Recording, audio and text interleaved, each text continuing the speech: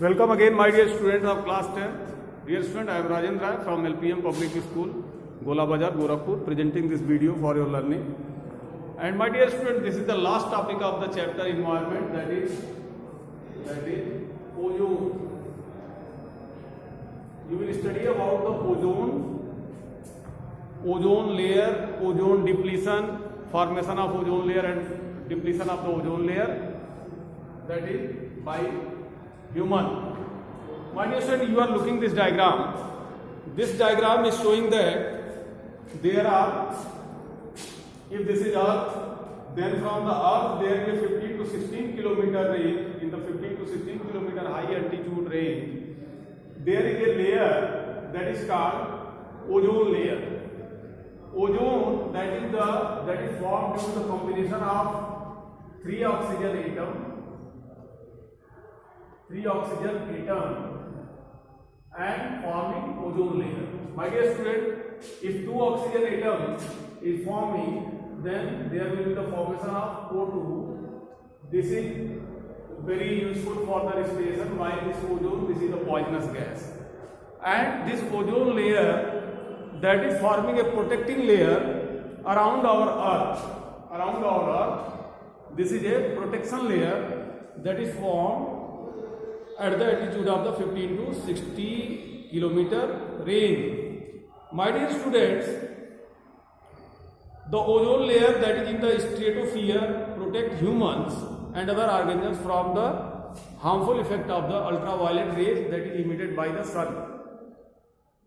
It absorbs the ultraviolet radiation, and due to the ultraviolet radiation,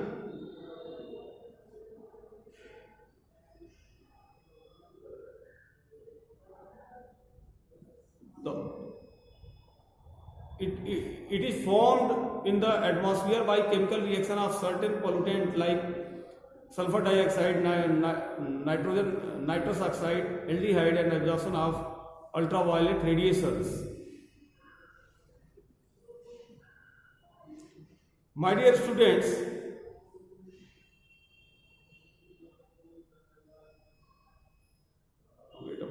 contact with them. My dear students, in the atmosphere, there will be the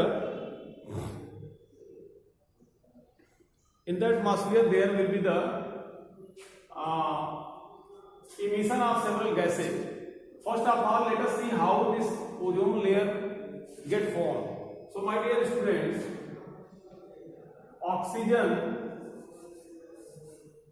this oxygen gas that get break by the UV ray and formation of oxygen atom. So this oxygen atoms become free in the atom form, and again they get unite with the oxygen gas. Then there will be the formation of O3. This reaction again is due to this UV rays. So UV rays is responsible for the formation of this ozone layer in the stratosphere. But my dear student, there are several gases which are responsible for the depletion of this ozone layer, and it is found that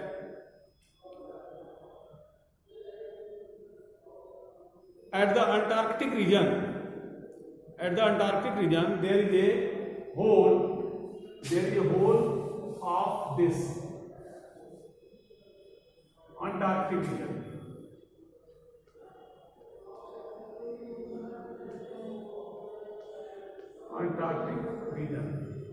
So at the Antarctic region, there is a hole that is formed in the ozone layer. And why this hole is formed? This hole is formed because of the emission of sulfur dioxide, nitrous oxide, and CFC. My dear students, these gases go up at this stratosphere, and while this reaction taking place as the formation of oxygen atoms, then these gases are responsible to react with these oxygen atoms, and there will be no further formation of the ozone layer in the stratosphere, while these gases are responsible for the depletion of this ozone layer, which is very important for the protection of our life system on the earth. So my dear students, how these ozone layer get depleted and what are the effects of the depletion of ozone layer? 1% reduction in the ozone increases UV radiation in Earth by 2%. Its biggest threat in cancer in man, especially of skin. So skin cancer, further depletion of ozone layer would lead to the more cancer causes, that cataracts, eye cataracts, destruction of aquatic life, and so you can imagine the harmful effect of the ultraviolet radiation in different form on the plants, on the animals. So many diseases are there due to the depletion of this ozone layer. So my dear student, you have to remember it. And lastly but not least, one more chapter is there, and that is the management of the garbage that we produce. This is the last one. My dear student, as far as the management of the garbage, that has to be managed like this: landfills, recycling. Landfilling means the garbage has to be filled in the land. Recycling, garbage has to be recycled. Garbage has to be used in the biogas and manure. Garbage has to be used in the preparation of compost, and garbage has to be used in the incineration, as well as the sewage has to be treated, so that the sewage has to be treated so that the sewage water will increase the oxygen that is very necessary for the aquatic life, like fishes, amphibians, and other zooplankton and phytoplankton that are living in the water. So my dear students, there are several processes are there as far as the treatment of the sewage is concerned. Primary treatment, that is the physical process, and the mixing of the separating large debris followed by the sedimentation. It has to be taken in sedimentation tanks, so that water has to be pure. Secondary treatment, that is the biological process, by adding some anaerobic slugs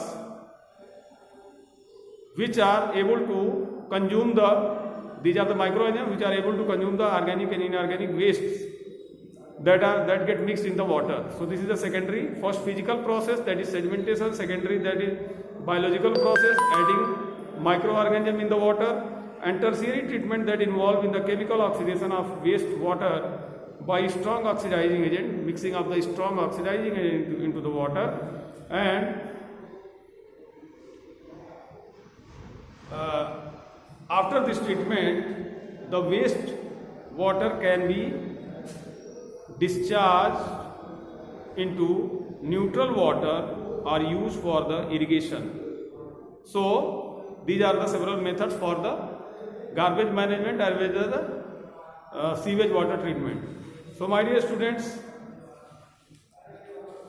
in your surrounding there are so many things that you can act upon it, and while looking the garbage, somewhere garbage is there, then you have to act upon it to manage the proper, because you are taking education in this field.